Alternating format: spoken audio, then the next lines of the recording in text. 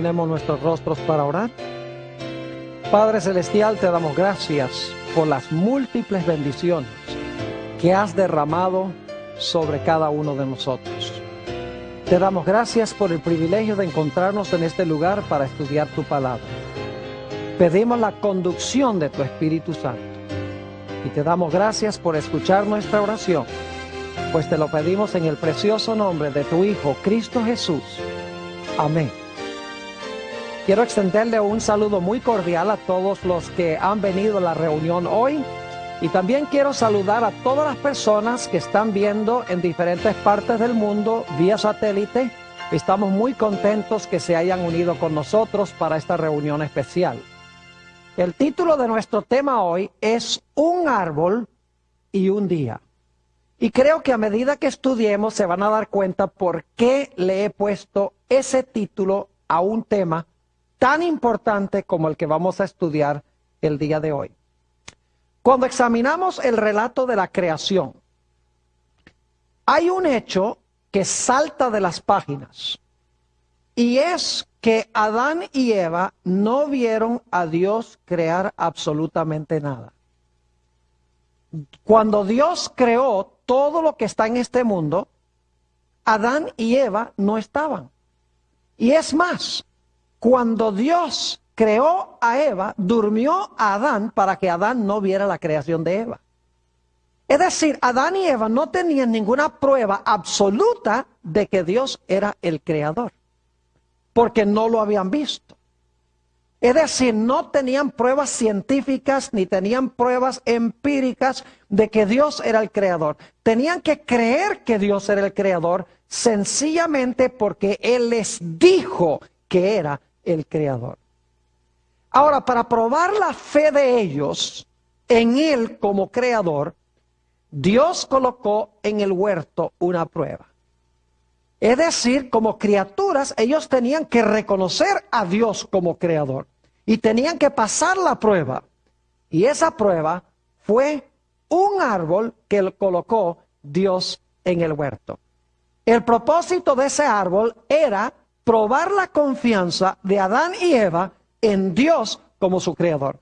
Es decir, si ellos comían, iban a estar indicando de que ellos no creían que Dios era su creador. Si ellos se abstenían de comer, entonces iban a demostrar que ellos aceptaban a Dios como su creador. Quiero que notemos lo que dice el libro de Génesis sobre ese árbol. Vamos a Génesis, el capítulo 2 y el versículo 16. Génesis, el capítulo 2 y el versículo 16. Y quiero que noten que aquí tenemos en Génesis 2:16 un mandato positivo, primero, con respecto al árbol. Dice allí en el versículo, vamos a leer el versículo 15 para el contexto. Dice, tomó pues Jehová Dios al hombre y le puso en el huerto de Edén para que lo labrara y lo guardase. Versículo 16.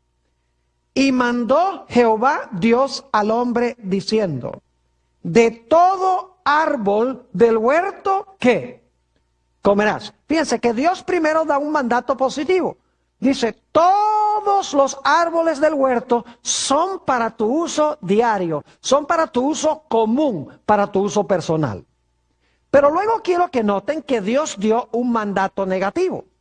En el versículo 17 dice, mas del árbol de la ciencia del bien y del mal no comerás, porque el día que de él comieres, ciertamente morirás. Es decir, Dios le dijo a Adán y Eva, todos los árboles del huerto son para su uso diario, pero hay un árbol que me he reservado para mí.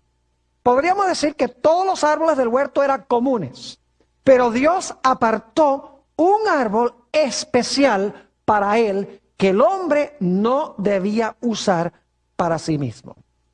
Ahora, notemos a dónde se encontraba ese árbol. Vayan conmigo a Génesis, el capítulo 3, y vamos a leer los versículos 2 y 3. Viene la serpiente a la mujer, y quiero que noten lo que dice el versículo 2 y 3. Y la mujer respondió a la serpiente, del fruto de los árboles del huerto podemos comer, pero del fruto del árbol, ahora escuchen bien, que está en medio del huerto, dijo Dios, no comeréis de él, ni le tocaréis para que no muráis. ¿A dónde se encontraba el árbol que probaba la fe de Adán y Eva en Dios como su creador? Quedaba, según la Biblia, en medio del huerto. Ahora yo quiero preguntar, ¿quién fue el que escogió el árbol del cual Adán y Eva no podían comer? ¿Será que Dios le dijo a Adán y Eva, miren, ustedes ven todos esos árboles en el huerto? Pues yo quiero que ustedes me dediquen uno. Escojan ustedes cuál árbol me van a dedicar y de cuál árbol no van a comer. ¿Así fue? Claro que no fue. ¿Quién escogió el árbol del cual no debían comer? Dios lo escogió. Dios dijo, este árbol aquí lo escogí yo, me lo he reservado para mí, no coman de él. Todos los demás sí, son para el uso común de ustedes, pero este árbol no. Es decir, Dios fue el que escogió el árbol, lo especificó y lo apartó. ¿Y creen ustedes que Dios estaba hablando en serio? Claro que estaba hablando en serio. ¿O es que ustedes creen que cuando Adán y Eva comieron del árbol, le podían decir a Dios, ah, no, pero Señor, es que nosotros decidimos, en vez de dedicarte decidimos dedicarte a aquel? ¿Podían decir eso? No. Cuando Dios dijo, Él quería decir ¿qué? Él quería decir exactamente. Ahora, otro dato que quiero que noten es que, según el relato de Génesis, no se nota ninguna diferencia entre este árbol y los otros árboles del huerto. Note lo que dice otra vez Génesis, el capítulo 2 y el versículo 15. Génesis 2:15, no se da ninguna impresión de que este árbol sea diferente que todos los demás árboles del huerto. Es decir, lo único que distingue a este árbol de todos los demás árboles es que Dios lo apartó. No es su apariencia externa, no es que este árbol es más grande, no es que este árbol tiene una aureola de luz que lo rodea, no es que este árbol tiene un fruto más bonito o un fruto diferente. Es decir, el árbol se parece a todos los demás árboles. Lo único que lo distingue es que ese árbol, Dios lo apartó, especificó que ese era reservado para él y que el hombre no debía comer. Noten Génesis 2 nuevamente y el versículo 15. Dice, tomó pues Jehová Dios al hombre y le puso en el huerto de Edén para que lo labrara y lo guardase. Y mandó Jehová Dios al hombre diciendo, de todo árbol del huerto comerás, mas del árbol de la ciencia del bien y del mal no comerás, porque el día que de él comieres, ciertamente morirás. Ninguna evidencia de que este árbol era distinto a cualquier otro árbol. Es decir, este árbol lo escogió Dios arbitrariamente, sin razón alguna, no porque era diferente de los demás árboles, sino sencillamente porque Dios quería probar la fe del hombre para ver si él iba a respetar el árbol de Dios. Ahora yo quiero preguntar, ¿cuántos de los árboles del huerto pertenecían a Dios? Todos, ¿verdad que sí? Note lo que dice el Salmo 24 y el versículo 1. El Salmo 24 y el versículo 1. Todo lo que Dios hizo en la creación era de Él.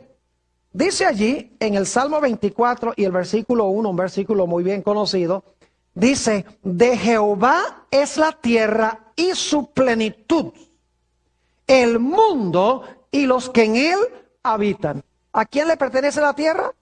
A Dios. Entonces yo pregunto, ¿a quién le pertenecían todos los árboles del huerto? Le pertenecían a Dios. Pero yo quiero preguntarles, ¿había un árbol en el huerto que pertenecía en forma especial a Dios? Sí. Aunque todos los árboles del huerto eran de Dios, había un árbol que pertenecía a Dios en sentido ¿qué? Especial. Porque estaba apartado para Dios y el hombre no lo podía usar para sí mismo. Ahora, otro punto importante es que si el hombre comía del árbol, iba a estar negando a Dios como su creador, iba a negar de que Dios es Dios. Note lo que dice Génesis, el capítulo 3 y el versículos el versículo 4 y el versículo 5. Génesis 3 y el versículo 4 y 5. Dice, entonces la serpiente dijo a la mujer, no moriréis. Dios les ha dicho a ustedes que van a morir si comen del árbol. No, no van a morir. E inmediatamente Eva se pregunta y dice, bueno, entonces si no nos vamos a morir al comer del árbol, ¿por qué nos dijo Dios que sí nos íbamos a morir?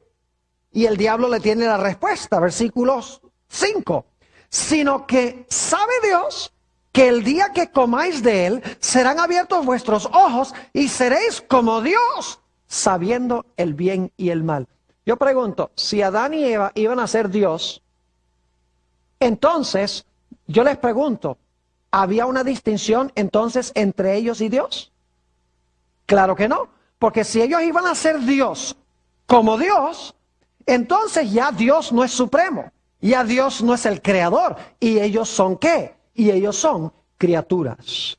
Es decir, que cuando el diablo le dijo a Eva, tú vas a ser Dios, en realidad el diablo le estaba diciendo, tú no tienes que respetar a Dios como tu creador, porque tú puedes ser igualito que él. Y está insinuando de que Dios en cierta ocasión comió del árbol, y cuando comió del árbol se hizo Dios.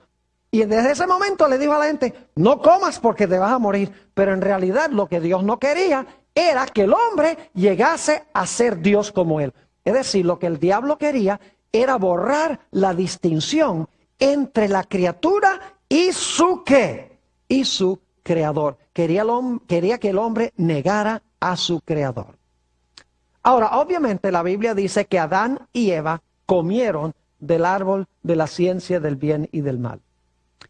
Y según vimos en un tema anterior, en Génesis el capítulo 3 y el versículo 13, nos dice que Eva se quejó ante Dios diciéndole que la serpiente la engañó. Ahora, es muy importante repasar dos puntos claves en cuanto al engaño. En primer lugar, para que algo engañe a una persona, tiene que parecerse mucho a la verdad. Es decir, las mentiras que más engañan son aquellas que se parecen más a la verdad. En segundo lugar, el engaño o la falsificación viene después de lo genuino o de lo verdadero. ¿Me están entendiendo lo que estoy diciendo? Es decir, lo falso viene después de lo genuino en tiempo.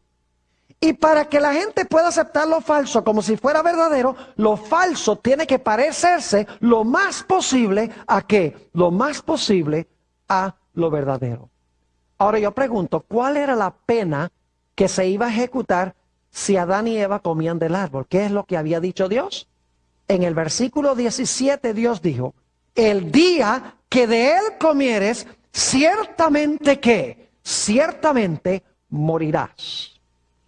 Así que hemos estudiado en cuanto al árbol de la ciencia del bien y del mal. Vamos a repasar lo que hemos estudiado porque es muy importante. En primer lugar, Adán y Eva no tenían ninguna prueba de que Dios era su creador. Tenían que aceptarlo por fe. En segundo lugar, Dios dio un mandato positivo. Pueden comer de todos los árboles del huerto, son para su uso personal. Encontramos también que Dios dijo, pero hay un árbol del cual no pueden comer. Ese me lo he reservado para mí. Ese ustedes no pueden participar de él. Encontramos que ese árbol estaba ¿a dónde? En medio del huerto, en el medio del huerto. Hemos visto que ese árbol lo escogió Dios. No era diferente que todos los demás árboles. Era muy parecido a los demás. Lo que lo distinguía era que Dios lo había apartado para sí de todos los demás árboles. Hemos notado que Dios era el dueño de todos los árboles del huerto, pero era dueño de ese árbol en forma ¿qué? En forma especial. Y hemos visto que comer del árbol iba a significar que el hombre quería hacerse Dios y ya no se quería reconocer como criatura, ni quería reconocer que Dios era su creador. Y nos hemos dado cuenta que para que algo engañe, tiene que parecerse lo más posible a la verdad y que la falsificación siempre viene después de lo genuino. Y finalmente nos dimos cuenta que la pena o la penalidad por comer del árbol iba a ser ¿qué cosa? La muerte. Ahora yo quiero preguntarles, vamos a hablar ahora del día. Ya hemos hablado del árbol, ahora vamos a hablar del día. Yo vi a algunos de ustedes sonriendo a medida que yo iba trazando esta primera parte del tema, porque yo creo que muchos de ustedes saben para dónde vamos nosotros con esto. Porque el día se parece al árbol en muchos sentidos. Ahora yo quiero preguntarles, ¿tenemos nosotros hoy alguna prueba de que Dios sea el creador? ¿Tenemos más pruebas hoy que lo que tenían Adán y Eva? ¿Sí? ¿Cuáles son? ¿Ustedes vieron la creación? ¿Ustedes vieron a Dios crear algo? No. Entonces, ¿tenemos alguna prueba nosotros hoy de que Dios fue el creador más que Adán y Eva? Claro que no. Porque nosotros no estuvimos allí. ¿Verdad que sí? Por eso dice, si van conmigo a Hebreos, el capítulo 11, Hebreos, el capítulo 11, se nos dice algo muy interesante en cuanto a la creación. Dice allí, en Hebreos 11 y el versículo 3, por la fe entendemos haber sido constituido el universo por la palabra de Dios, de modo que lo que se ve fue hecho de lo que no se veía. Pregunta, ¿todavía hoy tenemos que confiar por fe que Dios fue el creador? ¿Tenemos que aceptarlo porque Él lo dice en su palabra? Ahí dice en Hebreos 11 y el versículo 3 que sí. Ahora yo pregunto, ¿será que Dios hoy nos ha dado una prueba para ver si nosotros en realidad lo aceptamos a Él como creador? Vayan conmigo al libro de Éxodo, el capítulo 20. Éxodo, el capítulo 20, al cuarto mandamiento de la santa ley de Dios. Y vamos a empezar leyendo en el versículo 8. Éxodo 20 y el versículo 8. Dice, acuérdate del día de reposo para santificarlo. 6 días trabajarás y harás toda tu obra. Pregunta, ¿es ese un mandato positivo? Claro que sí. Dios dice, los 6 días de la semana son ¿para quién? Para ti, para tu uso personal, para que tú trabajes. 6 días son para tu uso común. Pero yo pregunto, ¿luego hay un mandato negativo? Claro que sí. Note lo que sigue diciendo allí en Éxodo el capítulo 20 y vamos a leer de nuevo el versículo 9. Dice, 6 días trabajarás y harás toda tu obra. Mas el séptimo día es reposo para Jehová tu Dios. No hagas en él obra alguna, tú, ni tu hijo, ni tu hija, ni tu siervo, ni tu criada, ni tu bestia, ni tu extranjero que está dentro de tus puertas. Pregunto, ¿es ese un mandato negativo? Claro que sí. Dios dice, 6 días son para tu uso personal, pero el séptimo día yo lo he apartado. No es para usarlo tú, sino lo he reservado ¿para quién? Lo he reservado para mí. Ahora yo pregunto, ¿a dónde se encuentra el cuarto mandamiento en la santa ley de Dios? Se encuentra en todo el centro de la santa ley. Es más, en hebreo, si ustedes cuentan el número de palabras antes del cuarto mandamiento y el número de palabras después del cuarto mandamiento, hay la misma cantidad de palabras antes y después en hebreo. Es decir, el mandamiento del sábado se encuentra en todo el centro de la santa ley de Dios. ¿A dónde se encontraba el árbol? En el medio del huerto. ¿Dios dio un mandato positivo en cuanto al árbol? Sí, todos los árboles del huerto son para tu consumo personal, pero me he reservado este. Dios dice, todos los días, los 6 días son para tu uso personal, pero me he reservado este. Y en realidad, como el árbol estaba en el centro, de la misma manera, el día sábado está en el centro mismo de la santa ley de Dios. No solamente, mis queridos amigos, tenemos nosotros que mirar el sábado como en el centro de la ley, contando el número de palabras antes y después, sino que la ley de Dios fue dada en una época cuando se escribían leyes de esa forma, como se halla en Éxodo el capítulo 20. Se han hecho excavaciones arqueológicas allá en Canaán, a donde el pueblo de Israel finalmente se estableció. Y en esas excavaciones arqueológicas han descubierto tabletas, es decir, tablas de barro, inscritas con un idioma que se llama cuneiforme.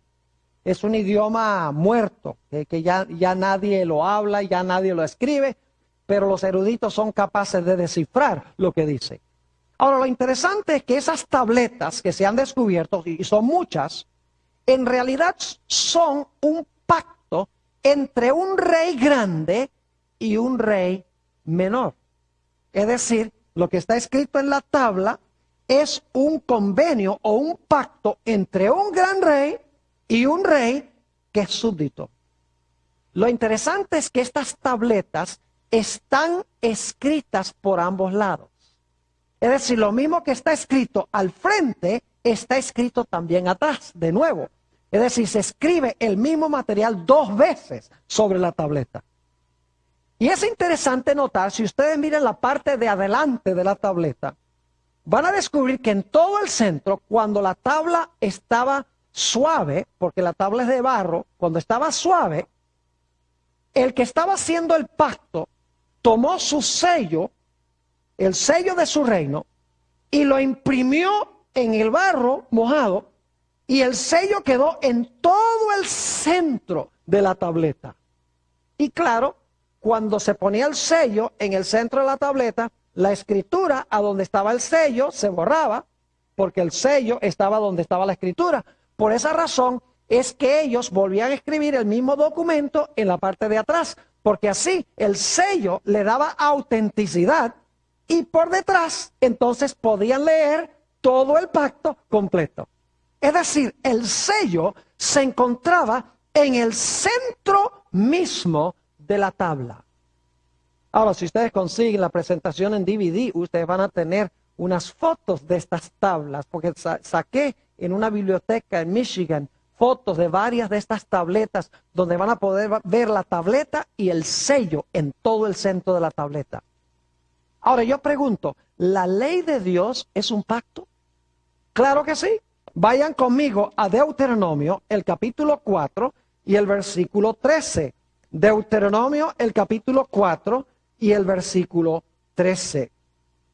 Dice aquí, y él os anunció su pacto. Y él os anunció su pacto, el cual os mandó poner por obra. ¿Y qué era el pacto? Los 10 mandamientos. Y los que escribió en 2 tablas de ¿qué? De piedra. Pregunta, ¿los 10 mandamientos son el pacto de Dios? Claro que sí. ¿A dónde fueron escritos los 10 mandamientos? ¿En qué? En tablas. ¿Ven que es muy parecido a la práctica antigua cuando se hacían pactos o leyes? Ahora, un hecho que mucha gente desconoce es que los 10 mandamientos estaban escritos en ambos lados de las tablas. Note lo que dice Éxodo 32 y los versículos 15 y 16. Éxodo, el capítulo 32 y el versículo 15 y 16. Dice allí, en Éxodo 32 y el versículo 15 y 16, lo siguiente. Y volvió Moisés y descendió del monte, trayendo en su mano las 2 tablas del testimonio. Las tablas escritas por ambos lados, de uno y otro lado estaban escritas. Y las tablas eran obra de Dios, y la escritura era escritura de Dios grabada sobre las tablas. ¿A dónde estaban escritas las tablas? Por ambos lados. ¿Las tablas eran un pacto, sí o no? Claro que sí. Están empezando a captar algo muy interesante aquí. Yo pregunto, ¿a dónde esperarían ustedes entonces conseguir el sello en el pacto de Dios? Tiene que estar ¿dónde? En el centro de la tabla. ¿Y qué está en el centro de la ley de Dios? El Santo Sábado. Es decir, Dios usa la arqueología para iluminar las páginas de la Biblia.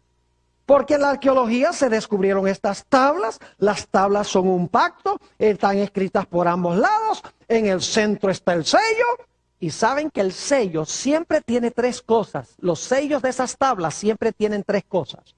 Número 1, el nombre del rey que está haciendo el pacto. Número 2, la función que desempeña, es decir, su función es rey. Y en tercer lugar, el territorio sobre el cual gobierna ese rey.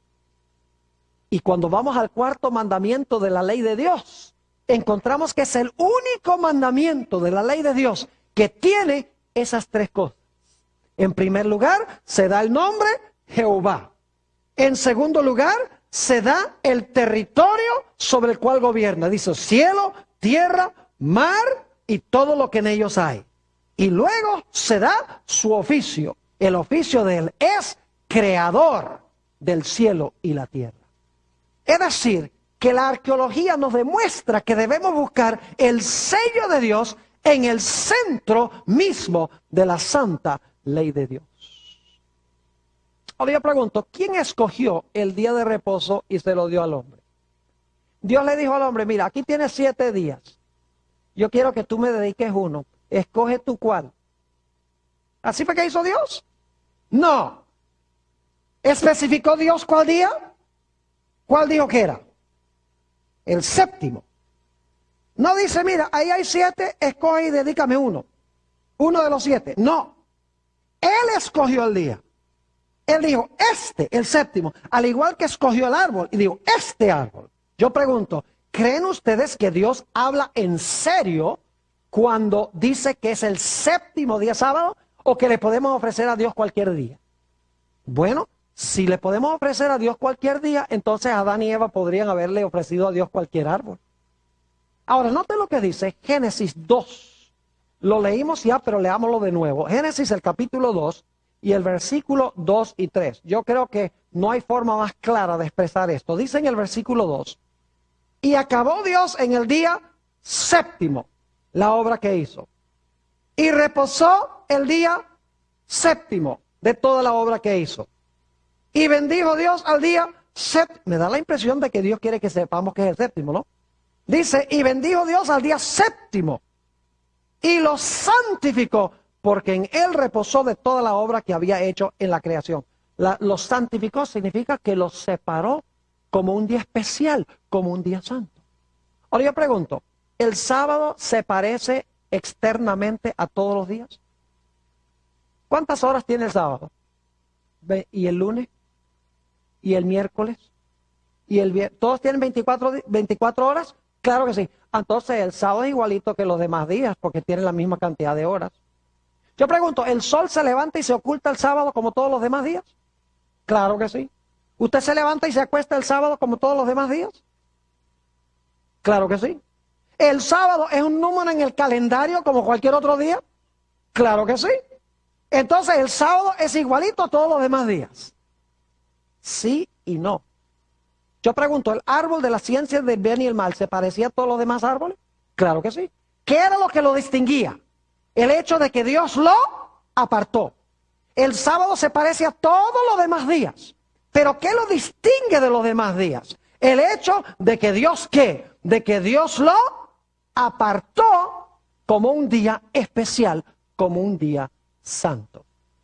Ahora yo pregunto, ¿cuántos de los días son de Dios? ¿Cuántos? Porque ustedes escuchan gente que dice, yo creo que todos los días son de Dios. ¿Han oído eso alguna vez?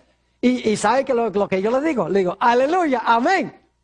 Todos los días son de Dios, pero no todos los días son santos. Todos los días son de Dios porque Dios los hizo. Pero hay un día que Dios apartó como especialmente santo.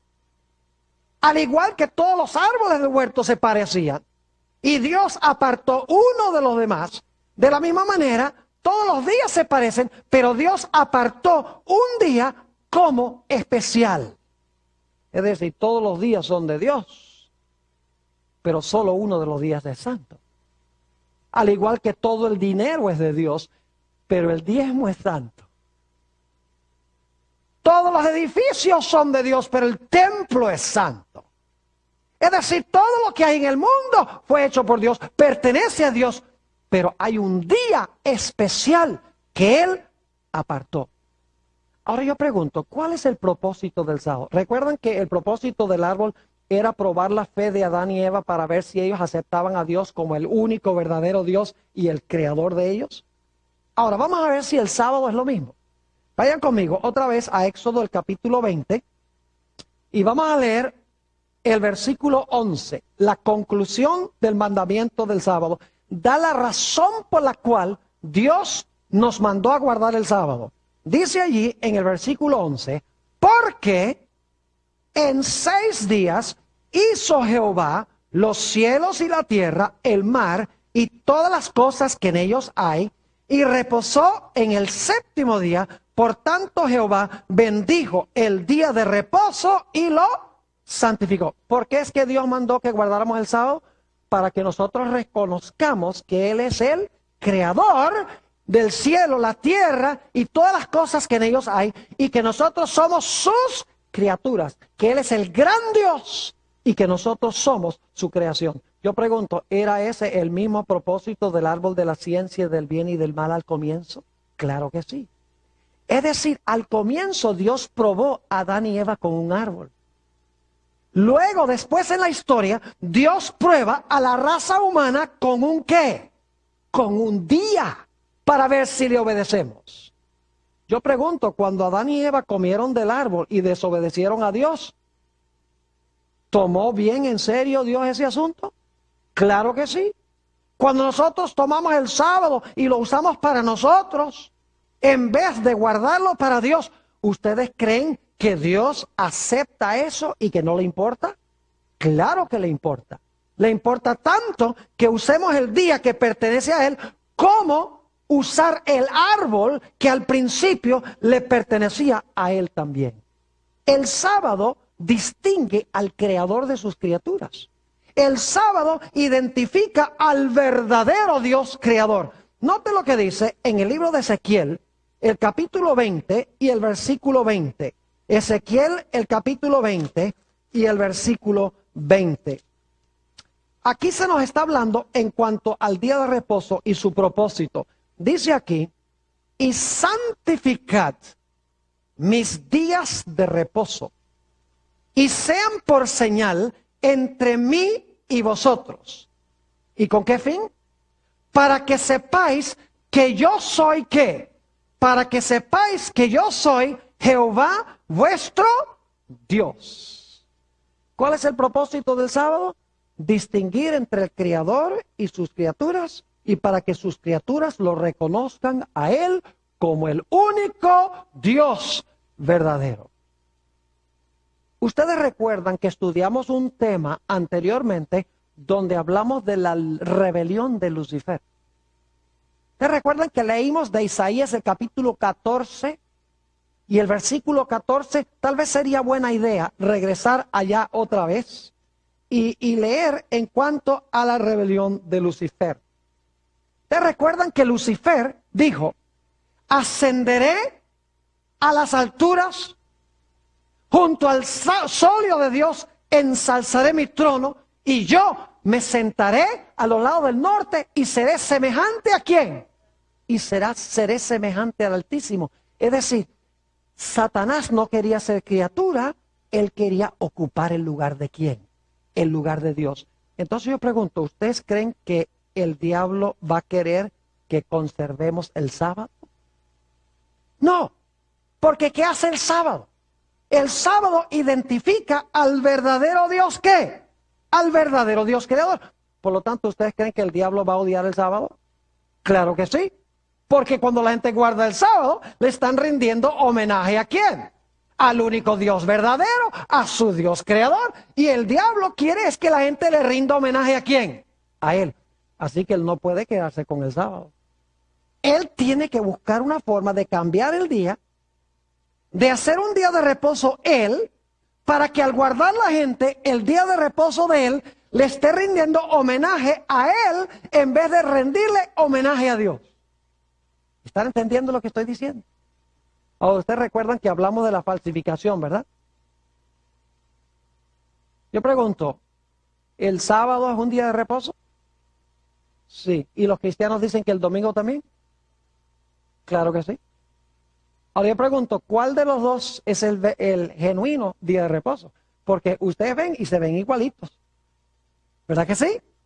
La pregunta clave es, ¿cuál de los dos es el verdadero?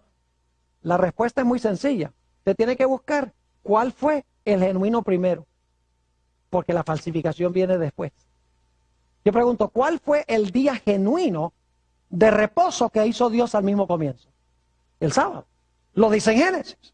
¿Creen ustedes que más adelante en la historia Satanás va a implementar una falsificación? Claro que sí. Y yo pregunto, ¿cuál debe ser el día falso de reposo? Tiene que ser el domingo. Porque el domingo viene después. Y se parece mucho al sábado. La gente va a la iglesia, la gente profesa rendirle homenaje a Dios. Es un día de 24 horas. Parecen honrar a Cristo porque resucitó ese día. Es decir, parece ser un día muy religioso. Pero en realidad, el día genuino lo hizo Dios primero, desde el mismo momento de la creación. Ahora, hemos estudiado un tema donde hablamos sobre la iglesia romana que pensó que podía cambiar el día de reposo de Dios. ¿Saben ustedes por qué la iglesia romana pensó que era necesario cambiar el día de reposo? Escuchen bien, les voy a mencionar algo muy importante ahora. Leímos varias citas a donde los obispos de Roma, los papas, a través de los 1260 años, profesaban que ellos eran Dios en la tierra. ¿Ustedes recuerdan esas citas que leímos? Que decían los obispos de Roma, los papas decían que nosotros ocupamos el lugar de Dios en la tierra. Ahora yo pregunto, ¿podrían ellos conservar el sábado y la gente creer lo que estaban diciendo? No. Porque al guardar el sábado decía que el sábado dice que hay un solo Dios verdadero, el que está en el cielo. Entonces, ¿cómo es que tú dices que eres Dios y que hay que guardar el sábado? Porque el sábado me demuestra que hay uno solo verdadero, que es el que está allá. Así que para hacerse pasar por Dios, no podía quedarse con la señal del Dios verdadero. Tenía que implementar una falsificación, una falsa señal, que fuera señal de Él, en vez de apuntar al Creador, al Dios verdadero. Y por lo tanto dice en Daniel 7:25 que el cuerno pequeño pensó que podía cambiar inclusive ¿qué cosa? Podía cambiar la santa ley de Dios. Mis queridos amigos, este no es un asunto de días. Tenemos que entender eso. Algunos dicen, ¿usted cree que el sábado es mejor que el domingo? Y yo les digo sí, pero no porque un día sea superior a otro en sí mismo, sino porque Dios apartó el sábado como día de reposo y no apartó el domingo como un día santo. En ninguna parte de la Biblia va usted a encontrar eso. Es decir, cuando yo guardo el sábado, yo estoy reconociendo la autoridad del que hizo el sábado. Cuando yo estoy guardando el domingo como día de reposo, yo estoy aceptando la autoridad del que hizo el domingo como día de reposo. Y escuchen bien, la observancia del domingo, y muchos posiblemente hacen esto ignorantemente, la observancia del domingo es idolatría. Y usted dice, pastor, ¿cómo dice usted eso? Entonces hay mucha gente que está practicando idolatría sin saberlo. La respuesta es que sí. Por eso Dios los manda a salir de Babilonia. Déjeme explicarles lo que quiero decir. Yo les pregunto, ¿quién hizo el sol? Dios, ¿verdad que sí? ¿Lo hizo con fines religiosos para la adoración? No. Es un objeto secular para dar luz, ¿sí o no? No tiene propósito religioso. ¿Qué pasa si usted convierte el sol en algo para ser adorado? ¿Cómo llamamos eso? Idolatría. Ahora yo pregunto, ¿quién hizo el primer día de la semana? Dios. ¿Lo hizo para la adoración? ¿Lo hizo para fines religiosos? No. Entonces, ¿qué pasa si usted lo convierte en un día santo con fines religiosos? Eso es idolatría. No importa que usted use un objeto, el sol, que Dios no creó para fines religiosos, o un día que Dios no creó para fines religiosos. No interesa que sea un día o que sea un objeto. Igual, cualquier cosa que el hombre pone con fines religiosos para la adoración, que Dios no creó para la adoración, es ¿qué cosa? Es idolatría. Y yo quiero leerles una cita muy interesante aquí, que demuestra cómo la Iglesia Católica ve este asunto de la observancia del día de reposo. Esta cita viene de del que fue presidente de la Universidad Redentorista de América por muchos años. Y fíjense lo que dice. fue la Santa Iglesia Católica la que cambió el reposo del séptimo día sábado al domingo, primer día de la semana. Leo de nuevo. Fue la Santa Iglesia Católica la que cambió el reposo del séptimo día sábado al domingo, primer día de la semana. Y no solo ha mandado a todos a que guarden el domingo, sino que ha mandado a todos bajo pena de anatema que trabajen el séptimo día. Los protestantes profesan reverenciar grandemente la Biblia y no obstante, por el acto solemne de guardar el domingo, están reconociendo el poder de la Iglesia Católica. Porque la Iglesia Católica fue la que creó el día. Sigue diciendo, la Biblia dice, acuérdate del día sábado para santificarlo. Pero la Iglesia Católica dice, no, santifica el primer día de la semana. Y he aquí que todo el mundo civilizado, ahora escuchen esto, todo el mundo civilizado se inclina en humilde obediencia al mandato de la Santa Iglesia Católica. Esa expresión está interesante. Se inclina en humilde obediencia al mandato de la Santa Iglesia Católica. Es decir, que cuando nosotros guardamos el día que fue creado por la Iglesia Romana como día santo, le estamos rindiendo homenaje al que creó ese día. Es asunto de autoridad. El día demuestra qué autoridad aceptamos. Cuando yo guardo el sábado, el día que Dios apartó y santificó, entonces yo estoy aceptando la autoridad o el individuo que hizo ese día como día de reposo. No es cuestión de días, sino qué autoridad acepto. Y la Biblia enseña que en los últimos días, mis queridos amigos, esta va a ser la gran prueba de la raza humana. La gran prueba va a ser si guardamos el sábado, día santo de Dios, aceptando su autoridad, o si guardamos el domingo, día creado por la bestia o por el cuerno pequeño, aceptando su autoridad.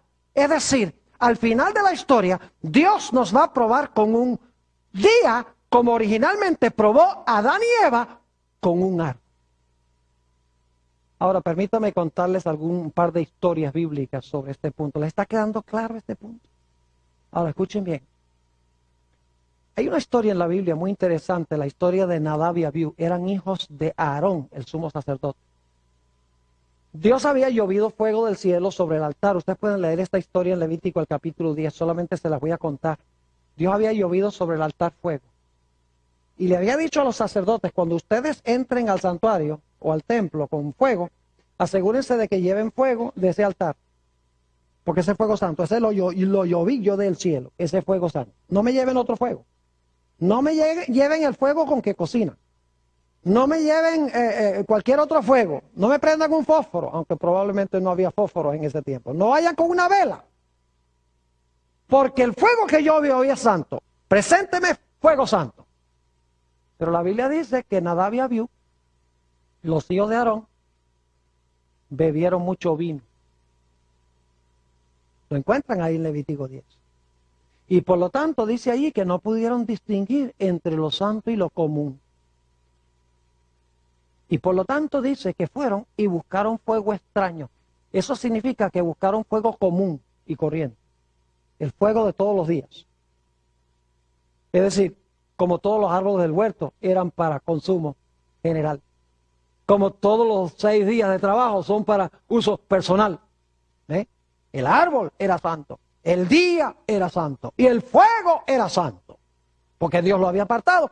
Así que bajo la influencia del vino, dice que ellos metieron en el santuario fuego extraño. Le presentaron a Dios fuego común como si fuera santo. Y claro, Dios dijo, oh muchachos, ustedes sí son buena gente, a mí no me importa en realidad qué fuego me ofrezcan, con tal que tengan sinceridad de corazón, yo les recibo fuego porque fuego es fuego. ¿Así fue? ¿O no? Dios se ofendió. Dice allí que salió fuego de la presencia de Dios y consumió a Nadab y Abiú en el acto. ¿Por qué?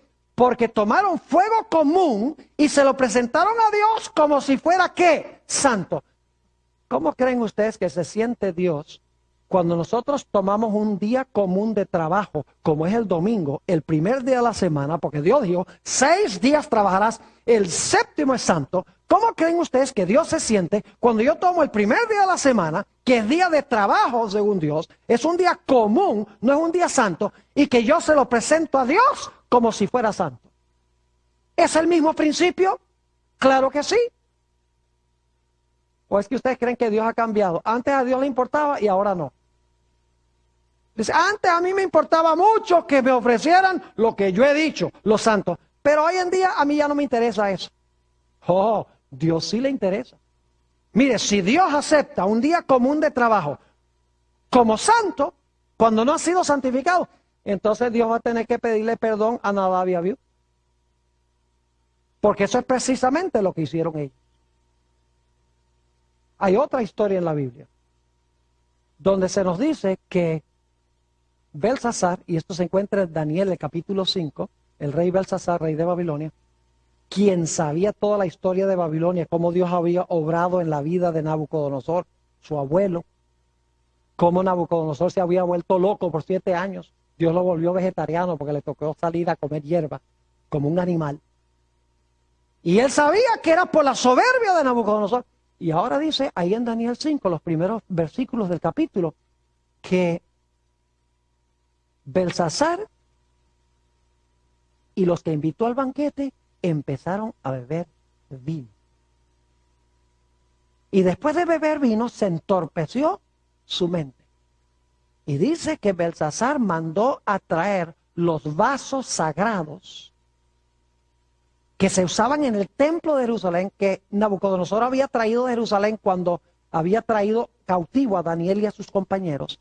Y dice que mandó a traer esos vasos que eran santos para usarlos en el banquete para echarles vino común y corriente. Es decir, no usarlos con fines santos, sino usarlos con fines comunes. ¿A Dios le importó? Joya, le importó bastante. Porque cuando pasó eso, dice que apareció un dedo en la pared, escribiendo, que decía, tu reino ha sido pesado en balanza y ha sido hallado falto. Tu reino va a ser entregado a los medos y a los persas. Porque bajo la influencia del vino, le ofreció en el banquete los vasos santos y los trató como si fueran comunes. Ahora, ¿por qué traigo a colación esta historia? Sencillamente porque Dios no acepta que nosotros le ofrezcamos un día común, como el domingo, como si fuera santo. Y Dios tampoco acepta que nosotros tomemos su día santo y lo tratemos de una forma común.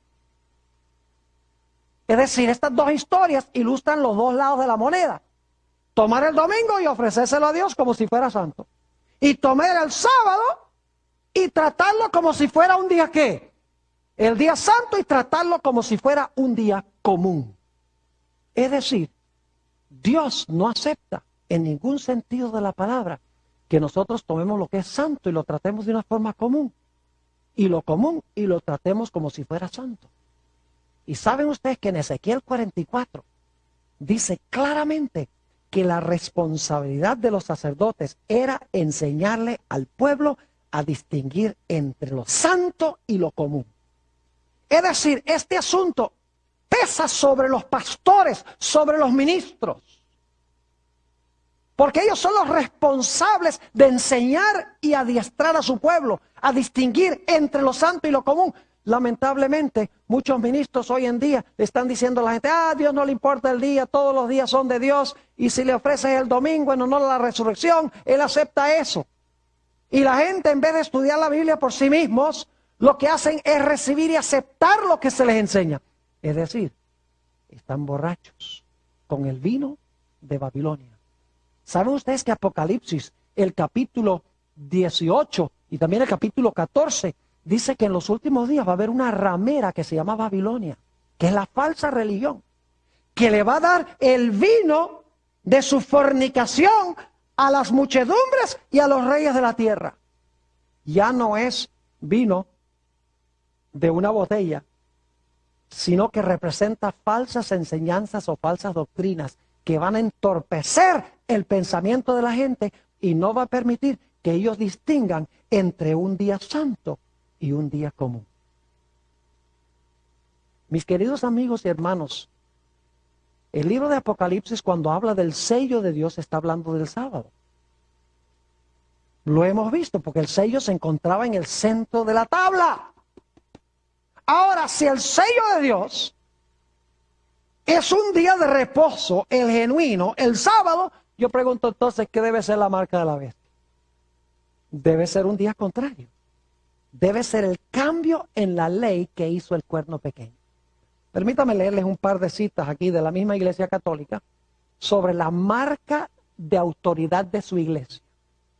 Esta cita es de C.F. Thomas, quien fue canciller por muchos años del cardenal Jaime Gibbons, que fue cardenal de en la ciudad de Baltimore. Dijo esto: claro que la Iglesia Católica afirma que el cambio fue acto suyo. Y este acto constituye una marca de su poder eclesiástico y su autoridad en asuntos religiosos. El cambio de día es una ¿qué? Es una marca, según dice él. En una revista que se llama The Catholic Record, septiembre 1, 1923, dice esto, el autor católico: el domingo es nuestra marca de autoridad. Es el uso de la palabra marca. Es la marca de nuestra autoridad. La iglesia está por encima de la Biblia. Y este cambio de la observancia del sábado es una prueba de tal hecho. El libro de Apocalipsis, mis queridos amigos y hermanos, nos demuestra que la gran crisis final va a ser con respecto a la adoración y los mandamientos de Dios. Por ejemplo, Apocalipsis 14:12, la conclusión del mensaje del tercer ángel, dice: aquí está la paciencia de los santos, aquí están los que guardan los mandamientos de Dios y la fe de Jesús. E inmediatamente antes de ese versículo advierte de no adorar a la bestia ni a su imagen. Es decir, los que adoran a la bestia y su imagen son contrarios a los que guardan los mandamientos de Dios y tienen la fe de Jesús. Apocalipsis 12:17 dice: entonces el dragón se airó contra la mujer y se fue a hacer guerra contra el remanente de la simiente de ella, contra aquellos que guardan los mandamientos de Dios y tienen el testimonio de Jesucristo. El mensaje del primer ángel de Apocalipsis 14, 6 y 7 es claro. Apocalipsis 14 y el versículo 6 y 7. Estos son los últimos mensajes de Dios al mundo. Fíjense lo que dice allí. Y vi volar por el medio del cielo a otro ángel que tenía el evangelio eterno para predicarlo a los moradores de la tierra, a toda nación, tribu, lengua y pueblo, diciendo a gran voz: temed a Dios y dadle gloria, porque la hora de su juicio ha llegado. Y ahora escuchen: y adorad a aquel que hizo el cielo y la tierra, el mar y las fuentes de las aguas. ¿Qué nos dice Dios en el último mensaje al mundo? Que hay que adorar ¿a quién? Al Creador. Y fíjense que esto es una cita que viene del cuarto mandamiento de Éxodo 20 que leímos. Y la razón por la cual Dios dice esto es porque en los últimos días la gente no va a estar adorando al Creador en su santo día. Usted no puede hablar de adorar al Creador sin hablar del sábado, porque el sábado es la señal del Creador. ¿Cómo puede usted decir: yo estoy honrando al Creador porque guardo el domingo? El domingo no es la señal del Creador, el sábado es la señal del Creador. La Biblia dice que la gran prueba final va a ser con respecto al sello de Dios y la marca de la bestia, los mandamientos de Dios y los mandamientos de los hombres. El cambio en la ley de Dios por el cuerno pequeño y la ley de Dios como se haya escrita en la santa palabra del Señor. Ahora, alguna persona podría decir: bueno, Pastor Bohr, esto ha sido un tema bastante fuerte, directo. Es verdad. Yo quiero que ustedes no piensen que es que Dios nos impone el sábado y dice, tienes que guardar el sábado. El punto clave es que si nosotros amamos a Dios, vamos a aceptar su autoridad. Y vamos a hacer lo que Él dice. Si Dios dice sábado, vamos a guardar el sábado. Si Dios dice, ofrece este fuego santo, vamos a ofrecer este fuego santo. Si Dios dice, devuelve el diezmo que es santo, voy a devolver el diezmo que es santo. No porque estoy obligado, o porque le tengo miedo, o porque me va a castigar si no lo hago, sino sencillamente porque amo a Dios, y cuando le amo, estoy dispuesto de aceptar su autoridad y hacer lo que Él diga. Es decir, obedecer a Dios en los últimos días es cuestión de amor. Sencillamente reconocerlo como nuestro Padre y hacer lo que Él dice, aunque se desplomen los cielos. Aun cuando venga la prueba, se imponga la marca de la bestia y no se pueda comprar ni vender, y se dé un decreto de muerte contra aquellos que tengan el sello de Dios y rehúsen la marca de la bestia, el pueblo de Dios va a decir, yo no me doblego, prefiero no comprar ni vender, prefiero morir. No por el sábado, sino porque el sábado es señal de que yo acepto la autoridad del Creador de los cielos y de la tierra. Ojalá nosotros estemos dispuestos de escuchar a Dios y de aceptar su autoridad.